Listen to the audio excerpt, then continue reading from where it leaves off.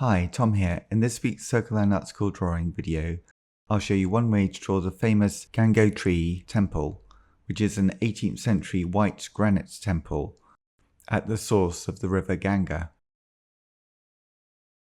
The first step in this drawing is just to draw a simple box. Then we can draw 4 cubes at each of the 4 corners of the box. Next, we can sketch a series of domes, one in each corner, and then a large dome in the middle. Now we can add 2 extensions to the original box. These extensions have steps to the ground, and each extension also has a sloping pitched roof. Once you have these basic shapes, you could add some details to your drawing, some tiles to the ground, and maybe some rocks in the corner, and some shading to show the source of light and shadow. For this drawing I use a 4B pencil and a 6B pencil, but any soft dark pencil would be fine. If you'd like to learn more about my drawings and my online drawing course for beginners, please visit my website, circleandartschool.com. Next up, see the drawing unfold in real time so that you can draw along too.